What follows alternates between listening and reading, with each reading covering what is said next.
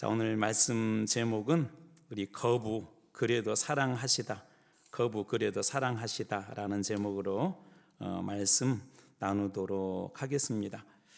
한 그 소년이 있었는데요, 어둠 캄캄한 길에 홀로 버려진 듯한 그런 느낌을 가지고 늘 두려움 속에 사는 그런 소년이었습니다. 왜 그러냐면 어렸을 때 이렇게 부모로부터 버림을 받고 한참 사랑을 받아야 할 그런 때에 이 버림받고 홀로 이렇게 어둠 속에 길 속에 던져졌을 때 그때 그 두려움이 계속 그 마음속에 남아 있었기 때문에 그렇습니다. 다행스럽게 좋은 분을 만나서 이렇게 보육원으로 또 이렇게 연결이 되고 또 그곳에서 좋은 선생님들 이렇게 만났지만 선생님들이 아무리 사랑을 해줘도 그게 이렇게 채워지지가 않았어요. 그러던 중에 그 보육원에 늘 봉사해 오는 한 그리스도인 그 부부가 이 아이를 보고는 좀 애정이 생겼습니다. 그래서 이 아이를 입양을 해서 집에서 이제 아들로 이렇게 키우게 되었어요. 그 부모님 마음이 친부모 이상으로 끊임없이 그 아들을 이렇게 사랑해주고 그럼에도 불구하고 이 아들은 그 부모의 사랑을 받지 않습니다. 오히려 부모에게 계속해서 거절하고 거부하고 그리고 상처로 그 소년은 자신에게 있었던 그 상처 때문에 양부모의 사랑을 잘 이렇게 받아들이지 못했던 것이죠. 그런데도 이 양부모는 소년을 포기하지 않고 어느 순간부터 계속해서 포기하지 않고 그 사랑을 나눴던 그 사랑이 다행히 어떻게 먹혔는지 이 소년은 조금씩 마음을 열기 시작합니다. 그리고 마침내 이 소년은 양부모의 그런 사랑을 받아들이고 그리고 이제 친아들처럼 이제 아들이 되어서 진짜 아들이 되어서 그 집에서 조금씩 인생이 여전히 힘들고 어렵지만 마음속에 아직도 완벽하게 상처가 사라지진 않았지만 그의 인생의 삶을 조금씩 버겁지만 이렇게 살아내게 됩니다. 이후에 어떤 삶을 살았는지는 여러분들의 그 상상에 한번 맡기겠습니다. 무슨 얘기냐면 사랑을 알고 사랑을 받아들인다는 것만큼 가만히 생각해 보면 행복한 것이 없는 것 같아요. 사랑이 무엇인지 깨닫고 그 사랑을 내가 받아들일 수 있는 그런 삶을 산다는 것은 참으로 정말 멋진 일이고 행복한 그런 일입니다. 사랑을 알고 깨닫는 것이 얼마나 중요하냐면 그것을 깨닫는 순간 사람들의 삶에 놀라운 그런 변화들이 일어나는데요. 우리 잘 아는 어거스틴 같은 사람도 불황자로 살았지만 그가 하나님의 사랑을 깨닫고 나서 그의 삶이 완전히 바뀌게 됩니다. 오늘 본문에서도 우리는 하나님의 사랑을 끝없이 거부하는 이스라엘의 모습을 하나 볼 것이고요. 두 번째, 그럼에도 불구하고 끝없이 그들을 향하여서 하나님의 사랑의 손길을 대미는 그런 하나님의 그런 사랑을 만나게 될 것입니다. 하나님의 사랑을 거부하는 그런 이스라엘과 끊임없이 변함없이 사랑하시는 그 하나님의 사랑, 이 두 가지 좀 긴장감이 있으면서도 대조적인 이 장면을 볼 때 우리는 몇 가지 중요한 교훈들을 얻어낼 수가 있습니다. 우리는 어떤가 하는 것 먼저 한번 생각해 볼 필요가 있는데요. 하나님께서 우리를 향하여서도 마찬가지입니다. 변함없이 우리를 사랑하시고 끊임없이 우리에게 손 내밀고 계신다는 것이죠. 오늘 본문에서는 바로 우리 그런 하나님을 만나게 될 것입니다. 그래서 오늘 말씀에서 우리 한 세 가지 정도 어떤 단계별로 말씀을 보려고 하는데, 첫 번째로는 이스라엘의 거부, 두 번째로는 그럼에도 불구하고 하나님이 계속 초대하시는 하나님의 모습을 볼 것이고, 마지막 세 번째로 계속 초대하는데도 또 거부함에도 불구하고 변함없는 사랑을 베푸시는 하나님의 사랑에 대해서 이 말씀을 좀 나눠 보려고 합니다. 초대에 말씀드렸던 것처럼 그 사랑을 알고 깨닫는다는 것은 우리의 인생에 정말 중요합니다. 우리 자녀들과 부모의 관계에서도 이 사랑을 알고 깨닫는 것이 없어지게 되면 그 관계가 아무리 혈연 관계이고 부모 자식의 관계라고 하더라도 무너지는 것처럼 하나님의 사랑을 알고 깨닫는 것은 우리 신앙에서도 아주 중요하기 때문에 오늘 본문의 말씀을 들을 때 여러분 그 삶 속에서도 하나님과의 그 깊은 사랑의 관계가 다시 회복되어지는 놀라운 일들이 있길 주님으로 축원합니다. 첫 번째로는 이스라엘의 거부에 관한 건데요. 이스라엘은 어떤 사람들이죠? 여러분들이 한번 나름대로 하나님과의 관계에서 이스라엘이 어떤 존재인지 빨리 한번 속으로 대답해 보십시오. 첫 번째로는 하나님께서 선택하신 그 선민들이잖아요. 그리고 하나님께서 늘 내 백성이라 그렇게 불러주셨고 내 아들이다 불러주신 그런 민족이었습니다. 그런데 그들의 모습을 가만히 보십시오. 오늘 말씀의 16절 말씀입니다. 그러나 그들이 다 복음을 순종하지 아니하였도다. 이사야가 이르되 주여 우리가 전한 것을 누가 믿었나이까 하였으니, 그러나 그들이 다 복음을 순종하지 않았대요. 이 로마서 읽을 때 제가 지난 시간에 여러분들에게 이런 말씀을 드려서, 로마서를 읽을 때 이 대상이 로마에 있는 교회다라는 것에 이 초점을 하나 먼저 맞춰야 된다는 그런 말씀을 드렸어요. 무슨 얘기냐면 이 로마서 안에 놀라운 복음의 그런 정수들이 들어있는데, 복음에 대한 이야기들이 믿지 않는 사람들에게만 우리는 필요하다고 하고, 교회 안에서 종종 복음에 대한 가장 중요한 것들을 놓아버리고 엉뚱한 것에 우리 집중할 때가 있습니다. 그런데 이 로마서가 1차적으로 로마에 있는 교인들에게 말씀하셨다는 건 뭐냐면, 믿는 사람들에게도 이 복음과 말씀은 여전히 유효하다는 것이죠. 그래서 1차 대상이 로마에 있는 그리스도인들이라는 것을 우리는 명심해야 합니다. 또 그 다음에 오늘 이 본문에도 보면 이 성경 본문이 어떤 배경과 혹은 어떤 관계 안에서 진행되고 있는지를 좀 잘 살펴봐야 이 말씀의 의미들을 정확하게 이해할 수가 있어요. 어떤 배경 하에서 이 말씀을 하셨는지. 9장, 10장, 11장, 로마서 9장, 10장, 11장은 하나님께서 이스라엘의 구원에 대한 이야기를 하거든요. 이스라엘에 대한 구원의 얘기는 이런 식으로 치환하셔도 괜찮아요. 우리에 대한 구원의 이야기를 하고 계신다. 이스라엘에 대한 구원에 대한 이야기를 하고 있다는 거예요. 그러면 방금 읽었던 이 16절의 말씀을 우리는 그런 배경 안에서 이 말씀을 좀 살펴봐야 할 것입니다. 방금 읽어드렸던 이 말씀의 16절에서 그들이라는 것은 1차적으로 누굴까? 여기서 그들은 바로 이스라엘 백성들을 이야기합니다. 이스라엘은 어떤 존재들이라고 주님께서 그렇게 말씀하시죠. 그러나 그들이, 이스라엘 모두가 다 복음을 순종하지 아니하였다.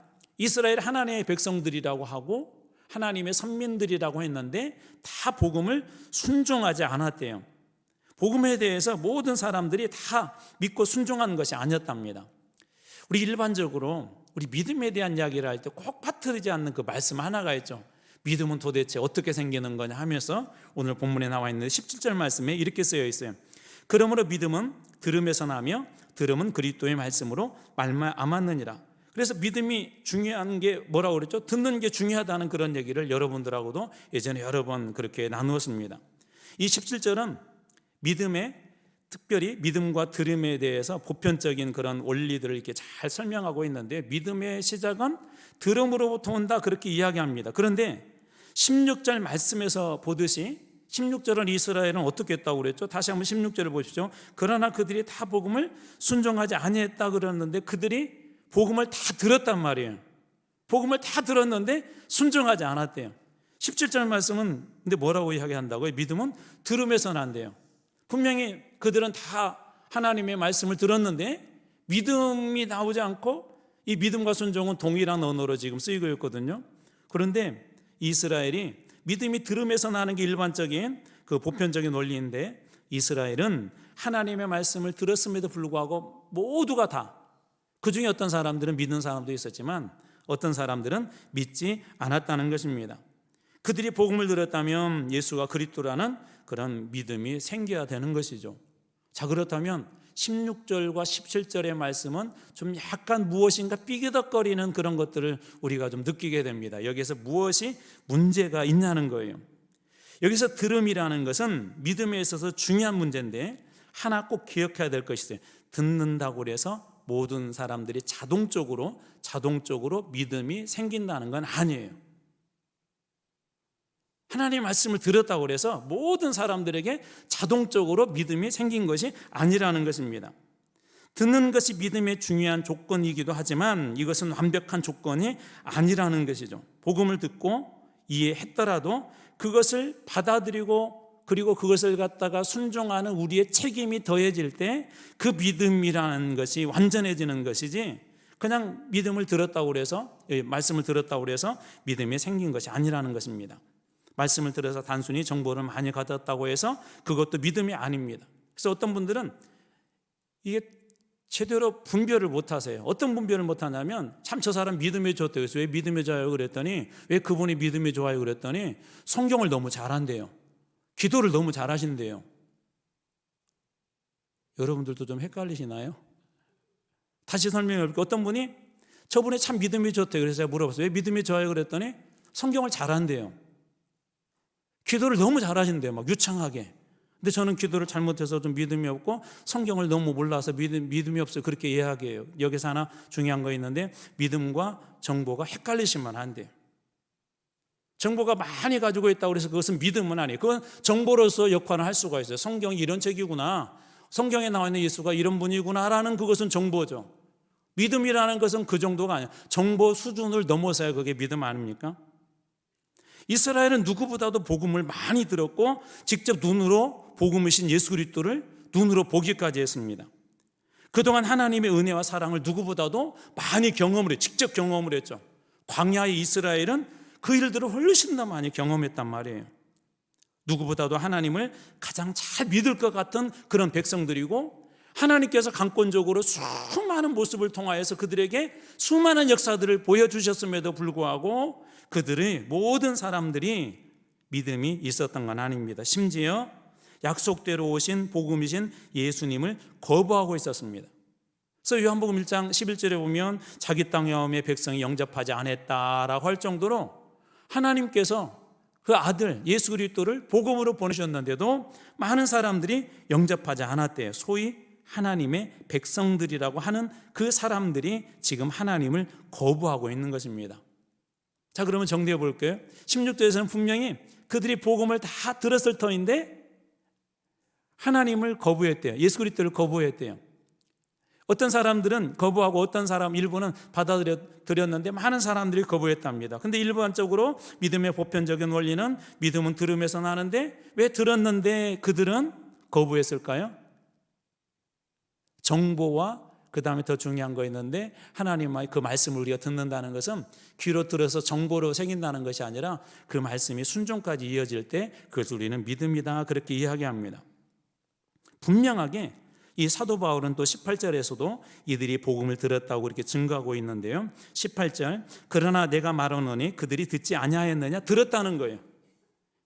내가 다시 말해볼게, 잘 들어봐. 이스라엘이 복음을 들었어 라고 지금 사도 바울이 얘기한 겁니다.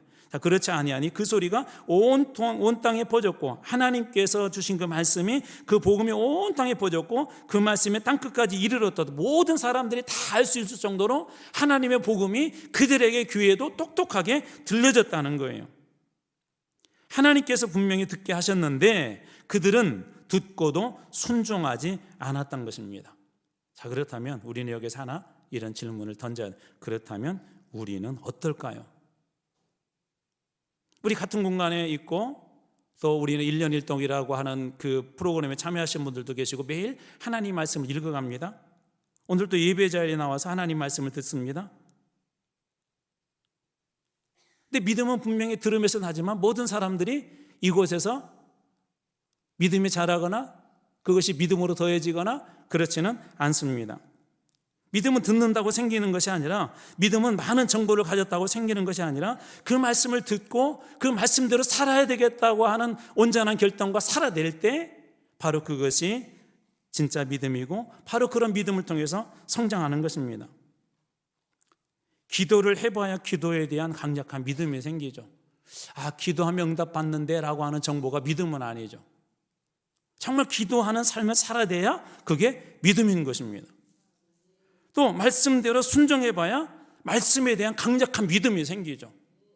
아무리 하나님 말씀이라고, 세상 사람들도 하나님 말씀이라고 그래요. 성경 보고 예수님 말씀을 기록한 거라고 그래요. 그렇게 고백한다고 해서 우리는 믿음이라고 하진 않아요. 믿음은 뭐예요? 그 말씀대로 살아보는 거예요. 말씀대로 부딪혀보고 경험해보고, 그래서 그 말씀 속에서 임재하시고 역사하시는 거는 하나님의 놀라운 은혜들을 경험할 때 그게 내 믿음이 되는 거예요. 듣는다고, 정보가 많다고, 성경에 대해서 많이 한다고, 오래 신앙생활 했다고 그게 믿음이 아니라는 겁니다. 오늘 이스라엘의 착각이 바로 거기에 있어요. 그런 교만들이 있다고 그랬죠. 이스라엘의 그런 교만들. 야, 우리는 하나님 선민이, 야, 우리가 하나님의 선민인데 구원 못 받았겠어? 우리식으로 바꿔볼까요? 야, 나 모태신앙이야. 모태신앙에다가 지난 30년, 40년, 50년, 60년 예수 믿었고 이제는 교회에서 중직자가 되었어, 목회자가 되었어. 그런데 내가 구원 못 받았겠냐? 라고 그렇게 이스라엘이 이야기하지 않습니까? 직분이 오랜 신앙생활이 성경을 많이 하는 것이 구원하는 것이 아니라 믿음이 구원하게 되는 걸 여러분 믿으시기 바랍니다. 오늘 그 문제를 지금 사도 바울을 통해서 끊임없이 이야기하는 거예요. 입술로 화려하게 복음을 말하고 은혜로운 기도를 할지라도 헛된 복음, 헛된 그런 기도가 될 수 있습니다. 하나님을 거부한다는 건 이런 것들이에요. 여러분의 말씀이 부담스럽죠? 여러분의 기도하자고 하면 기도 시간이 부담스럽죠? 우리 말씀 훈련하자고 하면 그런 것들이 부담스럽죠? 만약 그것이 내 삶에, 내 신앙에 많은 영적인 유익을 가져준다는 분명한 확신이 있으면 이 시간이 부담스럽지 않습니다.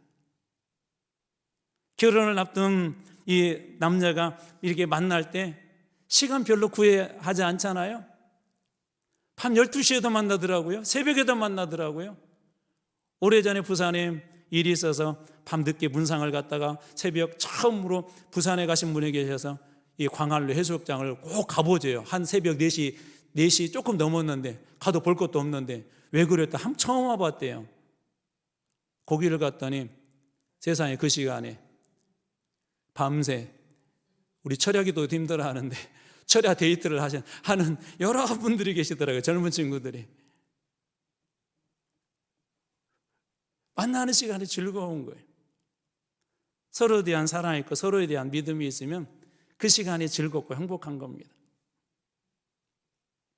우리는 알게 모르게 우리 스스로 이스라엘 백성들처럼 믿음이 있다고 하면서도 하나님을 우리 스스로 거부하고 있는지를 잘 한번 점검해 보셔야 돼요. 말씀이 정말 내 삶 속에 끊임없이 꿀과 꿀송이처럼 들어오고 있는지, 찬송가의 가사처럼 내 귀에 하는 시간이 정말 즐거운지, 만약 그렇지 않다면 정말 점검해 보셔야 돼요. 나도 혹시 하나님을 그렇게 거부하고 있지는 않을까? 하나님은 기도에 응답해 주시길 원하는데 하나님께서 우리에게 그런 마음 주실 때가 있잖아요. 기도하지 않는다면 하나님을 거부하고 있는 것이죠. 하나님의 말씀을 통해서 우리의 삶의 변화와 역사를 일으키시길 원하시는데 끊임없이 성령님을 통해서 우리에게 말씀을 부시하는데 그 말씀에 대해서, 그 말씀 속으로 들어가는 거에 대해서, 말씀대로 살아내는 거에 대해서, 말씀대로 순종하는 거에 대해서 이렇게 내려놓는다면 그것도 우리도 하나님을 거부하는 것입니다. 그래서 이 정도면 충분해 라고 생각할 때가 우리의 신앙이 가장 위험한 때예요. 내가 이 정도 예수 믿었으면 됐지 뭐, 이 정도 잘하고 있으면 됐지라고 할 때가 사실은 가장 신앙이 위험한 것입니다. 혹 나도 하나님의 부르심이나 사명이나 명령을 거부하고 있지는 않은지 여러분들의 신앙을 잘 점검해보고 바른 믿음 위에 사는 여러분 다 되시길 주님으로 축원합니다. 이게 이스라엘의 거부의 모습이에요. 자, 그럼에도 불구하고 한 가지 또 희망이 있어요. 두 번째로 하나님의 지속적인 초대예요. 계속 거부하는데도 하나님이 지속적으로 초대하신대요. 하나님은 이스라엘의 거부에도 지속적으로 그들을 다시 초대합니다. 계속해서 하나님께서 다시 찾고 찾는 거예요. 2021년도에 중국에서 이런 일이 있었대요. 중국은 땅이 워낙 넓고 종종 우리나라도 예전에 그랬는지 모르겠는데 이렇게 자식을 못 낳는 분들이 있잖아요. 그렇게 하면 안 되는데 아이들 이렇게 유기해가지고 그런 분들에게 비싸게 파는, 혹은 이야기는 안 하면 좋을 것 같아요. 어떤 다른 이유 때문에 유괴를 해가지고 이렇게 파는 사람들이 있어요. 근데 21년에 어떤 일이 있었냐면 20년 동안 잃어버렸던 자녀를 찾은 놀라운 일이 있었는데 이분이 1997년에 자기 아들이 인신매매단에 의해서 이렇게 유괴가 됐어요. 1997년에. 그때부터 20년 넘게 하루도 쉬지 않고 사진이 걸린 그런 오토바이에 이렇게 몸을 싣고, 우리나라보다도 중국 땅은 엄청 넓거든요. 중국 전역을 돌아다니면서 그 아들을 이렇게 찾은 거예요. 오토바이를 타고 이동한 거리만 50만 킬로가 넘었다고 하고요. 폐차한 오토바이가 무려 10대에 달했다고 합니다. 10대. 20년 넘게 아들을 찾기 위해서 그렇게 다닌 거예요. 살았을지 죽었을지도 모른 그 아들을. 그런데도 그는 유괴당한 아들을 찾는 것을 멈추지 않았고 드디어 24년 만에 그 아들을 극적으로 찾게 되었습니다. 이 영화는요, 유덕화라고 하는 그 분이 주연으로 한 그 영화로도 만들어졌는데, 잃어버린 아이들이라는 바로 그 영화의 모티브를 제공한 실화입니다. 실화. 여러분, 하나님의 사랑은 이와 같아요. 우리나라에서도 찾아보니까 비슷한 사례가 여러 있더라고요. 2019년 10월 한 신문기사에 올라온 이야기인데, 신문 기사 제목이 이렇게 되어 있었어요. 꽃신 신고 사라진 6살 딸 경아 44년간 헤매다 찾았다. 6살 아이가 꽃신을 그렇게 좋아했는데 어느 날 둘째하고 셋째 같이 안 나가겠다고 그래서 남겨두고 이렇게 둘째 셋째를 데리고 시장을 갔다 왔는데 이 첫째 아이가 없어진 거예요. 딸이 꽃신을 신고 사라진 거예요. 그때부터 이 어머니가 44년 동안 이 아이를 찾아 헤매었다고 합니다. 그 과정에서 이 어머니는 발톱 10개가 모두 뽑혀나갈 정도로 고통스러운 여정을 보냈대요. 무슨 발톱 10개가 빠졌다는 건, 뽑혀나갔다는 건 뭐예요? 그렇게 아이를 찾기를 갈망했다는 거죠. 천국 방방곡곡을 찾아다니면서 그렇게 한 거예요. 알 수 없는 이유로, 나중에 이 사정을 듣고 보니까 알 수 없는 이유로 이 아이가 고육원으로 어느 경찰에 의해서 보내지고 그리고 미국으로 입양이 되었는데, 참 다행스러운 게 우리나라가 요즘 이렇게 DNA 등록하는 제도가 있다고 하더라고요. 그 DNA를 등록을 했는데 그게 일치가 되어서 이렇게 찾게 된 거예요. 44년 만에. 미국에 이제 입양되어 가지고 한국말은 전혀 하지도 못하는 그 딸을 44년 만에 그렇게 찾았다고 합니다. 이 두 이야기는 부모의 사랑이 얼마나 깊고 변함없는지를 보여주고, 이는 우리를 향한 하나님의 사랑하고도 놀랍게 닮아있지 않습니까? 오늘 이스라엘을 보십시오. 끊임없이 하나님을 배반하고 하나님으로부터 떠납니다. 그런데도 하나님께서는 끊임없이 이스라엘 백성들을 구약시대부터 신약시대까지 예수님이 오시고 부활하신 이후에도 여전히 하나님은 그 백성들을 부르고 초청하고 계신다는 것입니다. 에레미야 시대를 보십시오. 31장 3절 말씀 쉬운 성경으로 제가 한번 읽어드려 볼게요. 옛날에 여호와께서 이스라엘 백성에게 나타나 말씀하셨다. 내가 영원한 사랑으로 너를 사랑하였고 내 한결같은 사랑으로 너에게 베풀었다. 에레미야는 눈물의 선지자예요. 하나님께서 에레미야를 통해서 내가 이렇게 눈물 흘리며, 한 부모가 자식을 잃어버릴 때 눈물을 흘리며 그 자식을 찾고 찾는 것처럼 내가 너를 눈물을 흘리며 영원한 사랑으로 이렇게 찾고 찾았다라고 에레미야를 통해서 하나님께서 하나님의 마음을, 하나님의 그 사랑을 보여주신 것입니다. 하나님께서는 계속 그렇게 끊임없이 이스라엘을 초대하고 계셨었어요. 그런데도 그들은 거부하죠. 그러자 이번에는 하나님 어떤 방법을 동원합니까? 오늘 본문의 19절 말씀입니다. 그러나 내가 말하노니 이스라엘이 알지 못하였느냐?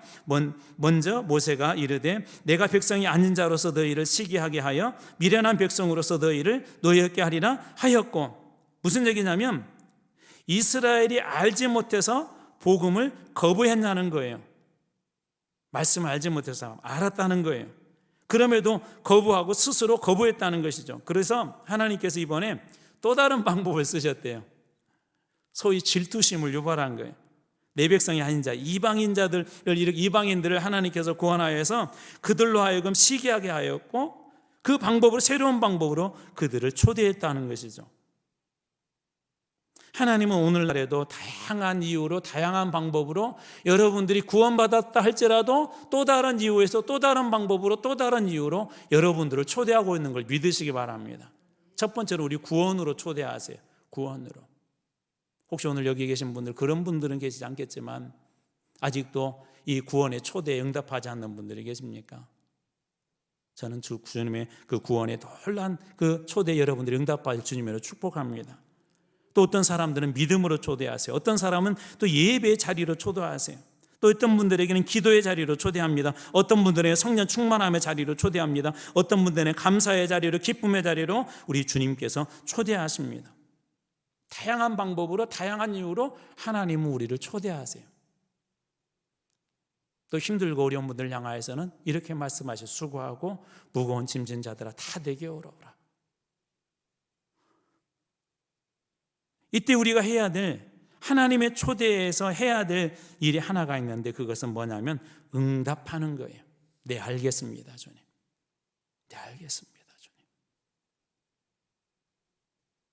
그래서 성령의 음성에 민감해야 한다는 이유가 바로 여기 있습니다. 가끔 그런 때 계시잖아요. 그러죠. 누군가를 위해서 이렇게 기도를 해야 되겠다는 막 그런 마음이 생길 때 하나님 앞에 이렇게 기도를 했는데 얼마 있다가 소식이 들려온 거예요. 참 어려운 일이 있었다고. 어느 선교사님을 이렇게 도와야 되겠다는 그런 마음이 생겨서 선교사님께 이렇게 보내드렸더니 알고 봤더니 지금 선교사님이 이 선교의 중요한 어떤 여정을 하나 진행하고 있는데 물질이 부족했다는 거예요. 어제도 이렇게 찬양팀 이렇게 같이 찬양하고 예배드리고 기도하는데 어느 분이 그런 간증하시더라고요. 어떤 부분이 이렇게 필요했대요. 근데 갑자기 어떤 분이 이렇게 연락이 오더니 필요한 그날 그 시간에 자기가 이렇게 하겠다. 왜 그러냐고, 나는 받을 수 없다고 그랬더니 성령님께서 그런 마음을 주셨대요. 흘려보내라고.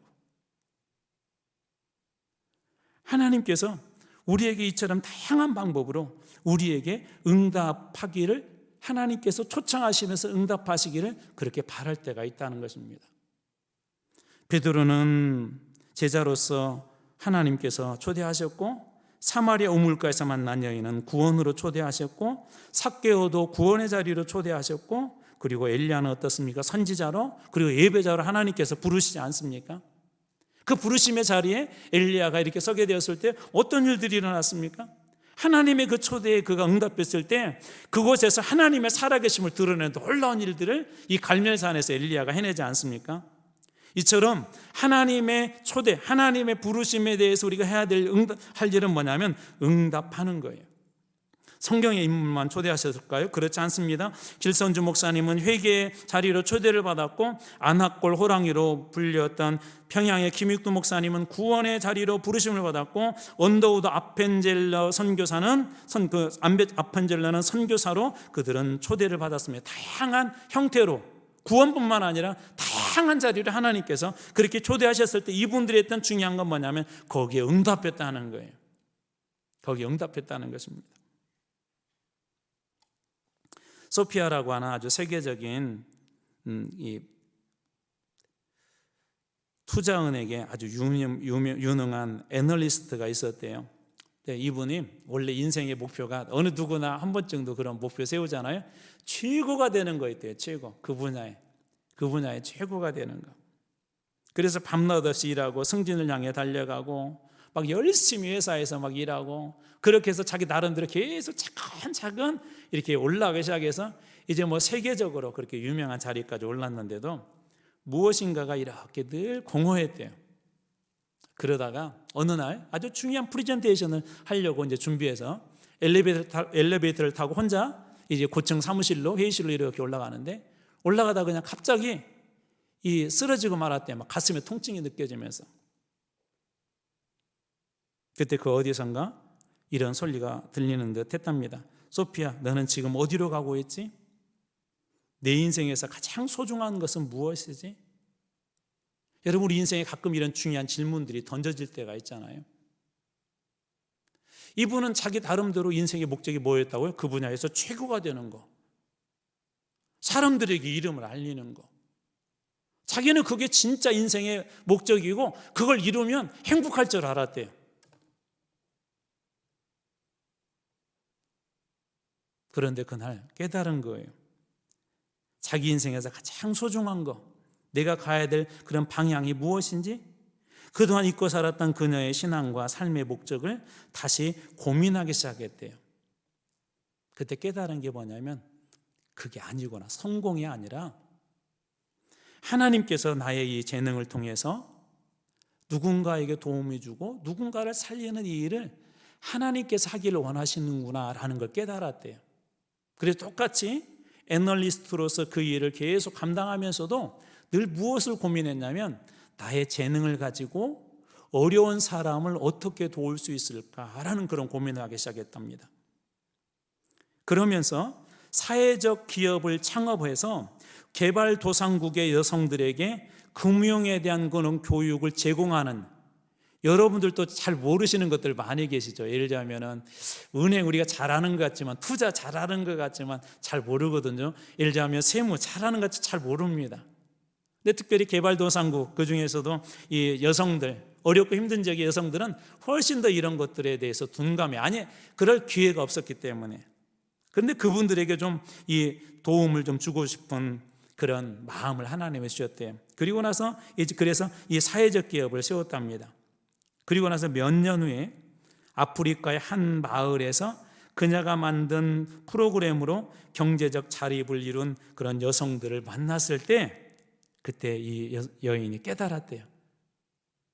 하나님께서 이 일을 위해서 나를 부르셨구나.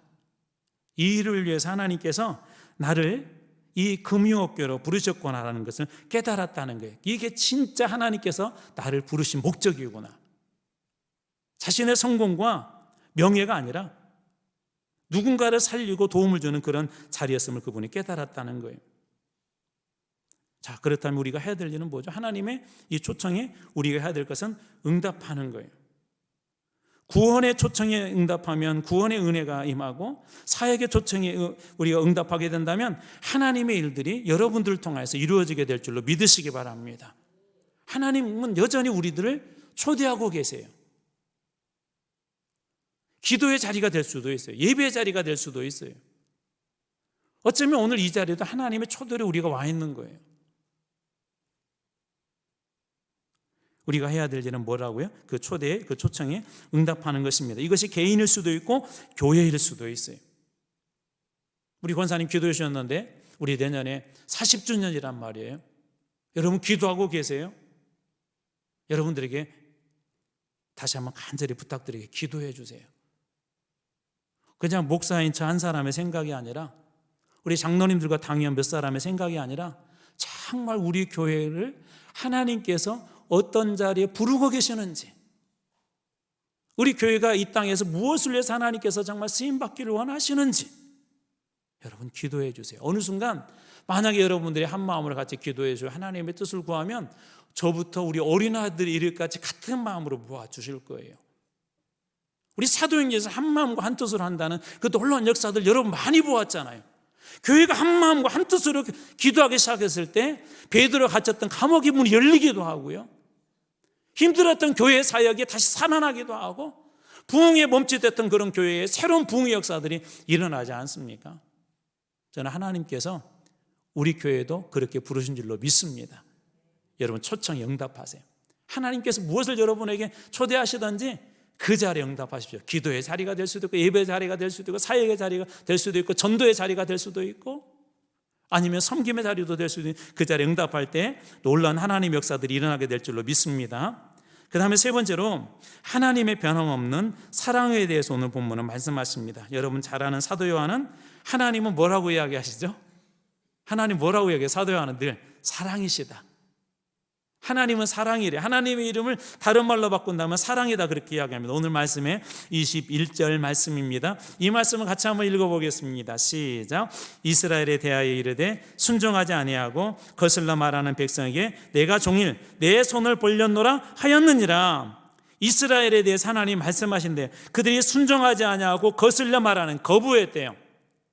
하나님께서 이스라엘 백성들의 지금 현재 상태를 뭐라고 얘기하냐면 순종하지 아니하고 하나님을 계속 거부했는데, 하나님께서는 뭐라고 말씀하세요? 내가 종일 그들에게 손을 버렸다. 순종하지 아니하고 거스려 말한다는 것은 이스라엘의 불순종과 반항적인 태도를 의미하고, 종일 손을 벌렸다는 말은 하나님의 지속적이고 변함없는 사랑을 말합니다. 우리말로 제가 한번 이렇게 바꿔봐서 한번 여러분들에게 들려드리겠습니다. 하나님께서 이스라엘 백성들에게 대해 안타까워하시며 이렇게 말씀하셨습니다. 나는 해가 뜰 때부터 질 때까지 너희가 다시 오기를 두 팔을 벌리고 기다렸다. 그런데 너희는 고집을 부리며 내 뜻을 거역하기만 했구나. 해가 뜰 때부터 질 때까지 너희가 오기를 나는 계속 기다렸다. 하나님께서 그 사랑으로 계속 기다렸대요. 그런데도 이스라엘 백성들은 끊임없이 거부하고, 그런데도 하나님은 변함없이 끈질긴 사랑을 그들에게 보여주셨습니다. 하나님의 사랑은 변함이 없습니다. 이러한 모습은 출애굽 시대 광야에서도 우리가 잘 볼 수 있지 않습니까? 광야에서 몇 번이나 하나님을 거역했죠. 제가 대충 찾아봤어요. 홍해 앞에서 불평, 마라의 쓴물에 대한 불평, 광야에서 음식 때문에 불평, 르비딤에서 물 때문에 불평, 금송아지 우상 숭배, 가나안 정탐꾼 사건 후에 불평, 고라의 반역, 또 물이 없어서 불평하고, 만나에 대해서 불평하고, 여러 가지로 불평하고, 하나님에 대해서 계속해서 막 거절하고 거부하고. 그러니 차라리 우리에게는 눈에 보이는 금송아지가 오히려 더 중요합니다라고 그렇게 했을 때도 하나님은 변함없이 그들을 어떻게 했다고요? 사랑하셨대요. 또 호세아서를 보십시오. 선지자 호세아에게 특별한 사명을 주셨죠. 잘 아시는 것처럼 음란한 여인 고멜과 결혼하라고 하셨고, 하나님의 말씀에 순종하여 고멜과 결혼했고, 그 사이에 자녀들까지 낳았는데도 이 고멜은 음탕한 여인에 대해서 또 떠나죠. 다른 남자에게로 가버립니다. 마치 이스라엘 백성이 하나님을 버리고 하나님께서 그렇게 계속해서 사랑을 주셨음에도 불구하고 우상을 섬기는 것처럼 다른 남자에게 가버렸어요. 그럼에도 하나님은 호세아에게 그냥 고멜을 데려오라가 아니라 오히려 돈을 주고 값을 주고, 그냥 데리고 와서 살아라고도 힘들 터인데 돈을 주고 가서 고멜을 찾아오라고 합니다. 이는 여전히 하나님께서 배반한 이스라엘을 사랑하고 계시다는 상징적인 행동이기도 합니다. 호세아는 하나님의 명령을 따라서 고멜을 다시 데려와 사랑하게 되죠. 이것은 하나님이 자신의 그 백성들을 향한 변함없는 사랑을 우리들에게 보여줍니다. 이런 얘기예요. 우리는 끊임없이 하나님을 배반할지라도 하나님의 사랑은 변함없다. 여기에 우리 희망이 있는 것 같아요. 우리 주변에 그런 분들 계시잖아요. 왜 저렇게 살까? 왜 저렇게 살까? 그런데 그분들을 향하여서도 하나님의 끊임없는, 멈추지 않는, 변함없는 사랑이 늘 향하고 있는 걸 믿으시기 바랍니다. 하나님께서 그렇게 변함없이 사랑하신대요. 호세아 11장 4절, 내가 사람의 줄 곧 사랑의 줄로 그들을 이끌었다. 무슨 줄로 이끌었다고요? 사랑의 줄로 하나님께서 이끌었대요. 그들이 어떤 죄를 지었다 하더라도 하나님의 큰 그 사랑의 줄로 주님께서 다 이끌었다, 그렇게 이야기합니다. 우리는 이 사실을 깨달을 때 하나님께 돌아갈 수가 있어요. 하나님의 무한하신 사랑, 하나님의 큰 사랑, 이 사랑 안에 녹아지고 없어지고 회개받지 못할 그런 죄는 없는 줄로 믿으시기 바랍니다. 하나님의 사랑 그렇게 위대하고 큽니다. 우리가 자격이 있어서 구원을 얻는 것이 아니라, 우리의 죄의 경종이 우리의 구원의 조건이 되는 것이 아니라, 하나님의 그 크신 사랑, 변함없는 사랑, 여전히 우리를 향하고 있기 때문에 그것이 우리를 구원하는 것이라는 겁니다. 코리텐 붐 여사라는 분이 이 나치 수용소에서 있었다고 그랬잖아요. 그녀를 견디게 했던 힘이 하나가 있었대요. 이렇게 그녀는 고백합니다. 어떤 구덩이도 하나님의 사랑보다 깊지 않다. 여기서 구덩이는 고난, 죽음, 두려움, 방황, 그 모든 것들을 다 포함. 어떠한 구덩이도 하나님의 사랑보다 깊지 않다. 무엇이 가장 깊다 하는 거예요? 하나님의 사랑이. 하나님의 사랑이 가장 깊다. 저는 여러분들이 그 하나님의 사랑을 만날 주님으로 축복합니다. 하나님은 여전히 변함없이 우리를 사랑하고 계십니다. 우리 교회를 사랑한 줄 믿으시기 바랍니다. 여러분 자녀들의 사랑을 믿으시기 바랍니다. 그녀가 그렇게 고백할 수 있었던 이유, 삶이 힘들수록 우리에게 주님이 주신 사랑이 우리를 살렸기 때문에, 그 사랑으로 우리가 살아가는 거죠. 제가 말씀을 준비하다가 찬송이 하나 이렇게 생각이 나가지고 한번 이 찬송을 같이 부르면 좋겠다라는 그런 생각이 들었어요. 진리, 제목은 진리인데요, 그 가사는 이렇습니다. 하나님 사랑 뭐라고 되어 있죠? 변치 않는다. 하나님 사랑 변치 않는다. 세상 다 변하고 날 버린다 해도 하나님 사랑 변치 않는다. 한번 오늘 말씀 생각하면서 우리 이 찬양 한번 우리 하면 좋겠다는 생각이 듭니다. 하나님 사랑 변치 않는다. 하나님 사랑 변치 않는다.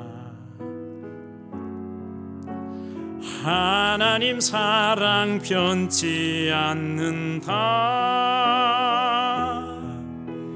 세상 다 변하고 날 버린다 해도 하나님 사랑 변치 않는다. 하나님 내 길 인도하신다. 하나님 내 길 인도하신다. 하나님 내 길 인도하신다. 나의 가는 길 다 주님께 있으니 하나님 내 길 인도하신다. 반드시 기도 응답하신다. 반드시 기도 응답하신다. 때론 나의 뜻과 다른 길이라도 반드시 기도 응답하신다. 우리 사절로 고백할까? 하늘의 것을 구하며 산다. 하늘의 것을 구하며 산다. 세상 헛된 것에 소망 두지 말고 하늘의 것을 구하며 산다. 우리 1절만 한 번 더 고백할까? 1절만. 하나님의 사랑, 하나님 사랑 변치 않는다. 하나님 사랑 변치 않는다. 세상 다 변하고 날 버린다 해도 하나님 사랑 변치 않는다. 여러분 믿으십니까? 하나님의 사랑은 여러분을 향해서도 변치 않은 걸 믿으시기 바랍니다. 그 사랑을 우리 알고 깨닫게 되면 여러분의 삶에도 놀라운 일들이 일어날 거예요. 하나님이 그것이 안타까워서 지금 이스라엘 백성들에게 이야기하는 거예요. 야, 너희들 가봐. 내 사랑 못 벗어나. 너희들 아무리 거부해도 거절해도 나는 너희들 사랑으로 붙잡을 거야. 여러분 기억하십시오. 하나님의 사랑은 어떤다고요? 변치 않는다. 거절하고 거부해도 그 사랑은 변하지 않은 걸 믿으시기 바랍니다. 이거 붙잡고 나갈 때 여러분의 삶에도 풍성한 은혜로 주님의 사랑에 정말 알고 깨달아져서 그 사랑 때문에 야, 예수 믿는 거 정말 행복하구나. 예수 믿는 기쁨 정말 크구나. 이 기쁨 누리고 이 행복 누리며 사는 여러분 다 되시길 주님의 이름으로 축원합니다. 기도하겠습니다.